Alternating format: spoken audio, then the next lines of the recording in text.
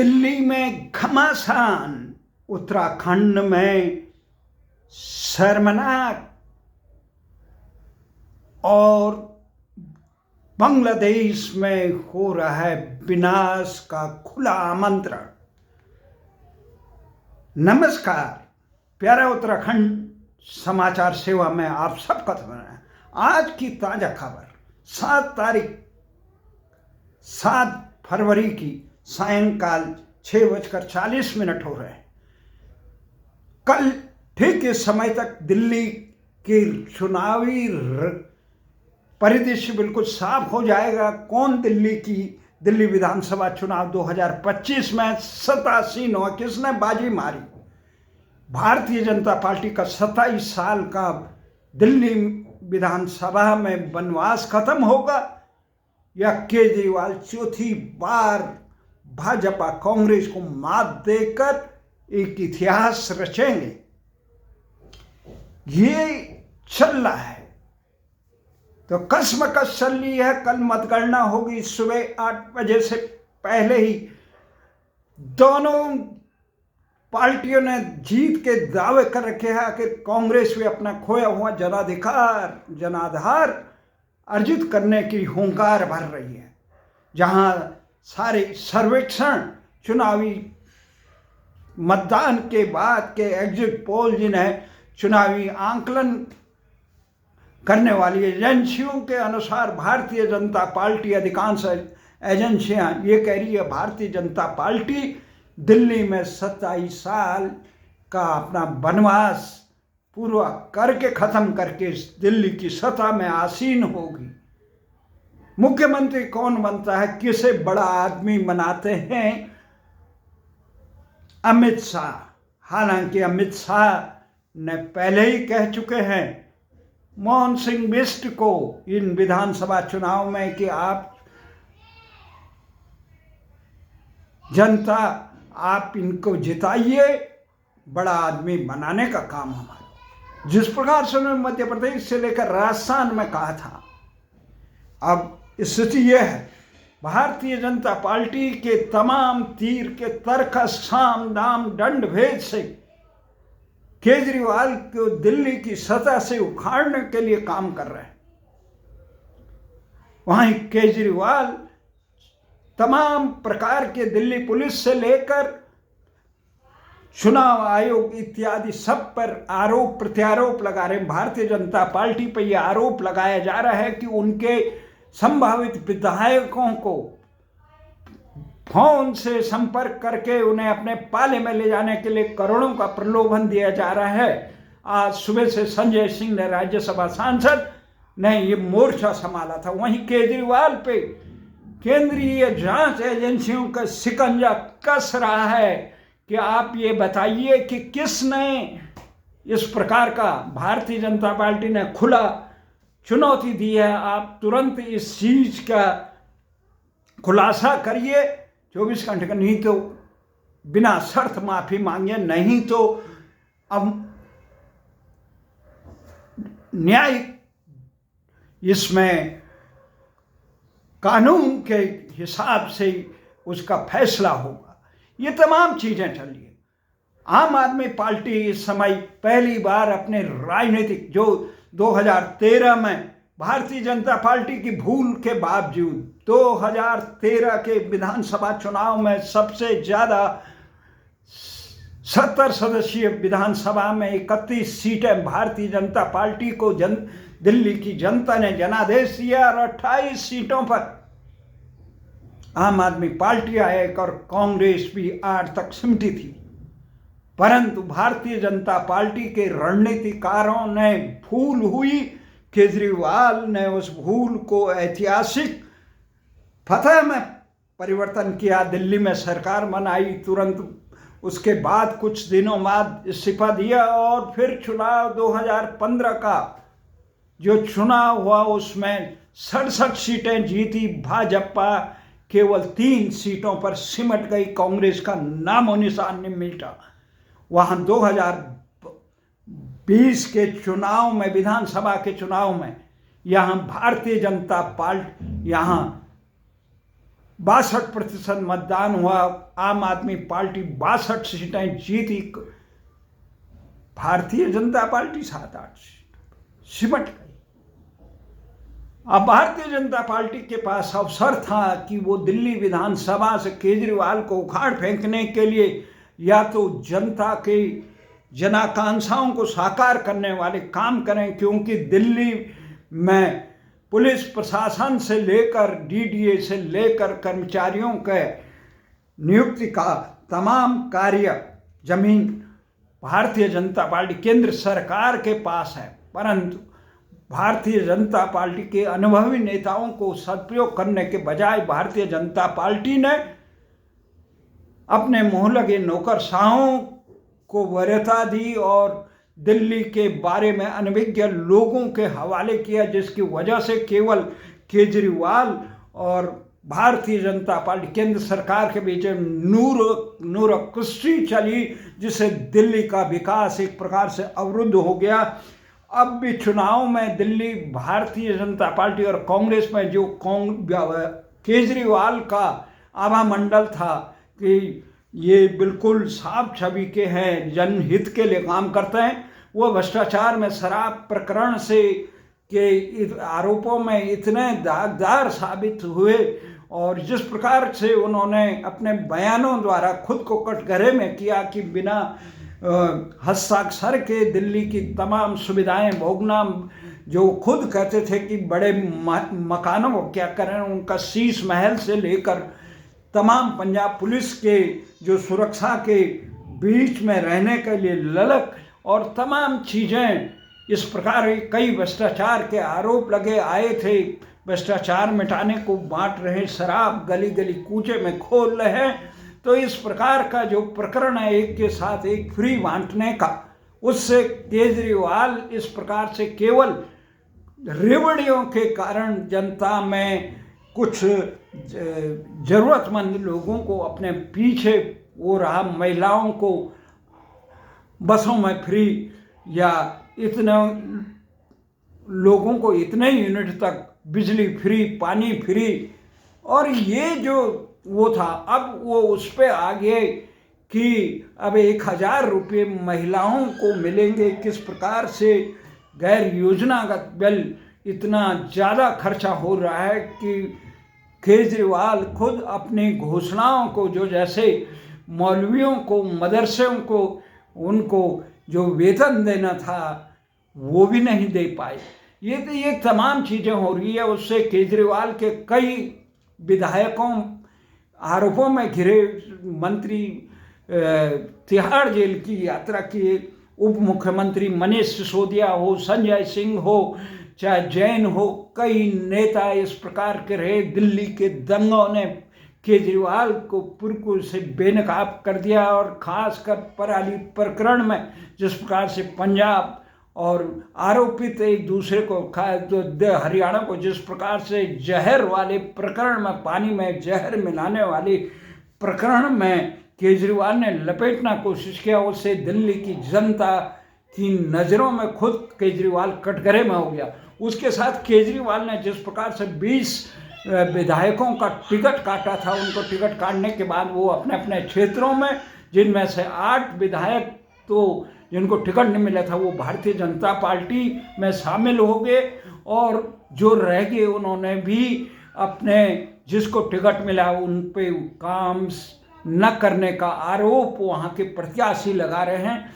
एक प्रकार से अरविंद केजरीवाल पूरे तरह से चक्रव्यूह में, अपने ही बनाए चक्रव्यूह में गिर चुके हैं, और भारतीय जनता पार्टी ने साम दाम दंड भेद कर पूरे तंत्र का प्रयोग करके जिस प्रकार से एक प्रकार से आवामंडल को बिल्कुल बेनकाब करने की कोशिश थी, उससे ऐसा लगा चुनाव के बाद दिल्ली की जनता को लगा कि केजरीवाल की कथनी और करनी में जमीन आसमान का फर्क है। इससे न देश का लाभ होगा न दिल्ली की जनता को। इसलिए अधिकांश 1,55,00,000 मतदाताओं में से अधिकांश जिन्होंने 60% से अधिकांश जो मतदान का खबर आई है, उन लोगों ने एक प्रकार से आम आदमी पार्टी के प्रत्याशियों में और ख़ास करके उनके कार्यकर्ताओं में वो जोश नहीं दिखाई दिया जो पहले दिख रहा था। वहीं भारतीय जनता पार्टी पूरे दमखम से चुनाव लड़ रही थी, भले कि उसने यहाँ से आम आदमी पार्टी से और कांग्रेस से आए हुए लोगों को टिकट दिया, अपने पुराने कार्यकर्ताओं की उपेक्षा की, परंतु इसके बावजूद उन्होंने जो प्रबंध किया उससे वो आम आदमी पार्टी से पहली बार इन 3 चुनाव में 13 के बाद 15 और 15 के बाद 20 और 20 के बाद इन चुनावों में पहली बार बढ़त बनाए हुए। देखना है कल परिणाम कैसे होंगे। कांग्रेस अपनी खोई जमीन वापस पा सकती है, कुछ मतदान कांग्रेस के पक्ष में होगा, कांग्रेस को इसी से संतुष्ट होगा। जिसने केजरीवाल ने कांग्रेस की लंका दिल्ली में लगाई, उसके बाद हरियाणा में जिस प्रकार विधानसभा चुनाव में उन्होंने भारतीय जनता पार्टी को जीत का रास्ता प्रशस्त किया, वो केजरीवाल को खुद कटघरे में रखने के लिए, उसे दंडित करने के लिए कांग्रेस ने इस समय मजबूती से अपना खोई हुए जनाधार को प्राप्त करने के लिए किया। देखना है लोकतंत्र किस ढंग से करवट मिलता है। कल चुनाव परिणाम इस समय तक साफ हो जाएंगे।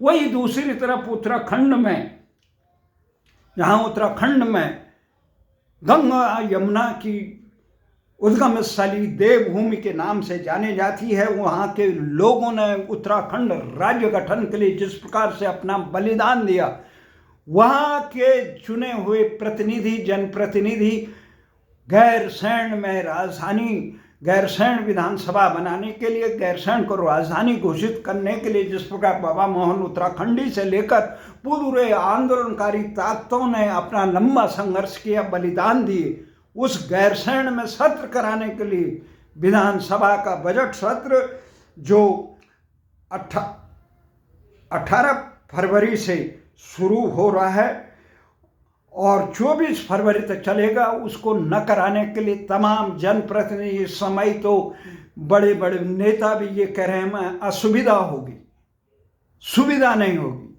वो भूल गए कि उत्तराखंड किसी राजनेता के जनप्रतिनिधि नौकरशाहों की सुविधा के लिए नहीं बनाया है।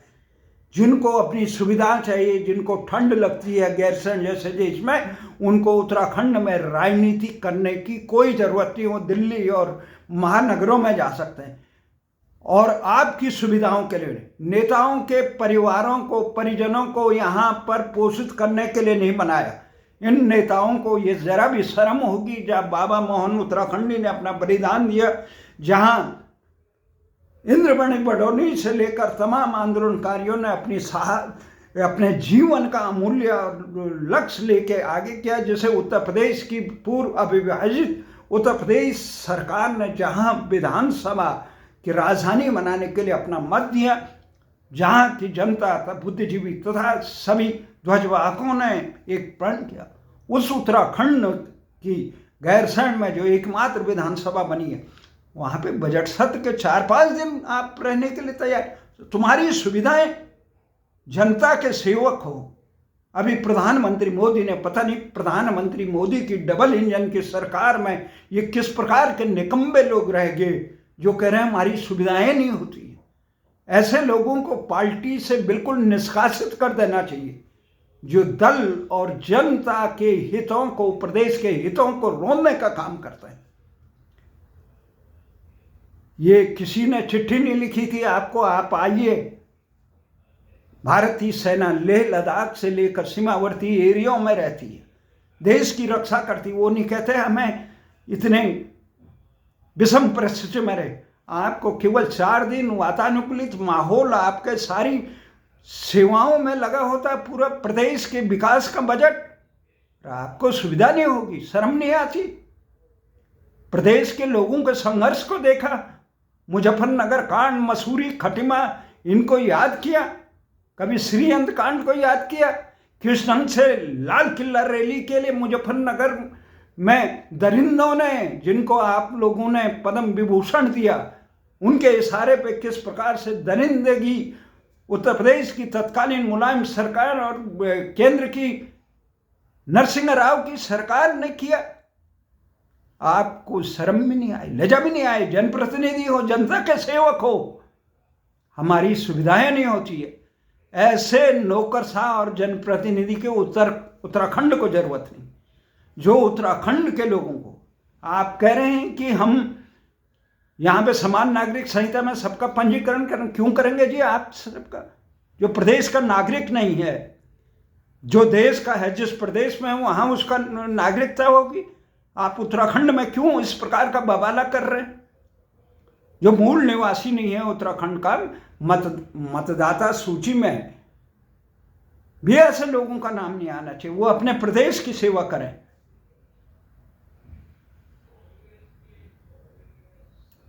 आप लोग मांग रहे हैं भू कानून, मूल निवास 1950, और आप इस प्रकार के नए नए छवि ले रहे हैं। आखिर किसके लिए कर रहे हैं? लोकतंत्र किसी नेता नौकरशाह के लिए नहीं होता है। तथाकथित मठाधीशों के लिए ये सेवक होते हैं जनता के। आप भू कानून पे बोलने के लिए तैयार नहीं है, जिसपे झारखंड में 1932 में झारखंडियत के लिए सरकार वहां वचन दे काम कर रही है, वहां के सम्मान का कर रही है। जिस प्रकार से डोनाल्ड ट्रंप अमेरिका के राष्ट्रपति वहां से घुसपैठियों को उखाड़ कर हथकड़ियां लगा के बाहर कर रहे हैं, और आप लोग क्या कर रहे हैं? जो उत्तराखंड में घुसपैठ हो गया, जिन्होंने वहां के तमाम डेमोग्राफी को चेंज कर दिया, जहां पे शांति भंग कर दी, जहां पे अमन चैन पर ग्रहण लगे, आप क्या कर रहे हैं वहां? शर्म नहीं आती आपको? रत्ती भर भी शर्म होती तो इस प्रकार के जो काम कर रहे हैं, लोकशाही का जो खुला अपमान कर रहे हैं, ऐसे जनप्रतिनिधियों को पार्टी से निष्कासित करना चाहिए था। वहीं दूसरी तरफ, परंतु हमें मालूम है ये लोग अंकिता भंडारी प्रकरण पे भी मौन, शर्मनाक मौन साध सकते हैं उनके अपराधियों के साथ। जो लोग सड़कों पे उतर के अपने जनता को पीटने का काम कर सकते हैं, ऐसे लोगों को गलबैया करने वाले नेता नौकरशाह कभी आम लोकतंत्र पर एक ग्रहण के समान है। हमें तो बहुत अफसोस हुआ कि कभी इस विषय पर भी हमें बोलना पड़े। उत्तराखंड राज्य गठन के लिए हमने जीवन का जो अमूल्य समय लिया, हमारे साथियों ने तमाम, हमें मालूम है कितनी पीड़ा वेदना लोगों ने सही होगी जनसंघर्ष को साकार करने में, उस स्वप्न को साकार करने में जो हमारा नाम मिटा दिया। अभी भारतीय जनता पार्टी के वरिष्ठ नेता कह रहे थे, जगदीश मंगाई, 24 साल हो गए, केवल त्रिवेंद्र रावत एक ऐसा नेता रहा जिन्होंने उत्तर प्रदेश के साथ अपने बंटवारे के बारे में सर्वोच्च न्यायालय में किया। सर्वोच्च न्यायालय ने उत्तराखंड के बारे में पक्ष में फैसला दिया, उसको मांगने की हिम्मत भी प्रदेश की सत्तारूढ़ सरकार और विपक्ष की नहीं है।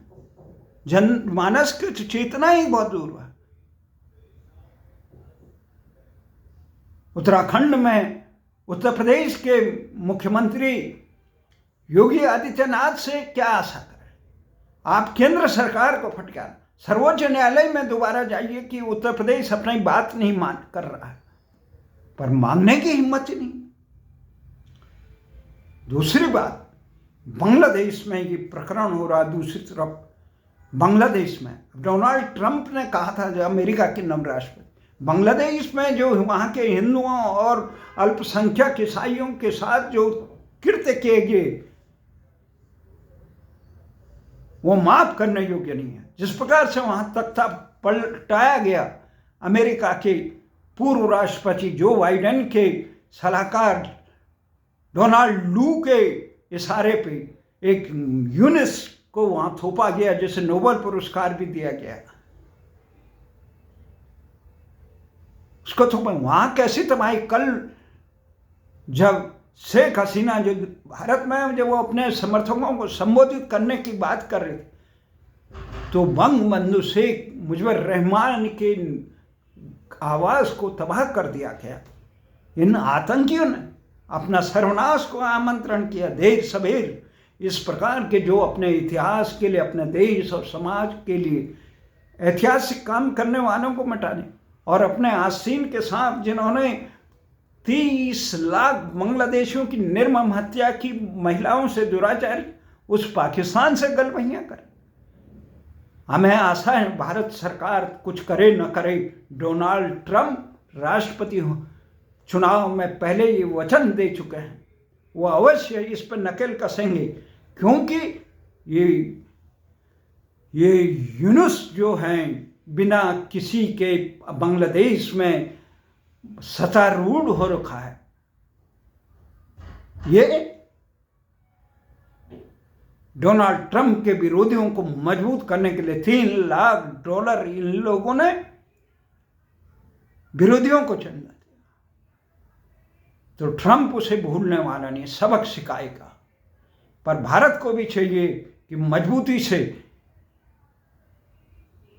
साथ दे और बांग्लादेश के इतिहास को रोंदने का कृत्य करने वाले, मानवता को शर्मसार करने वाले तत्वों को कड़ाई से बुकले।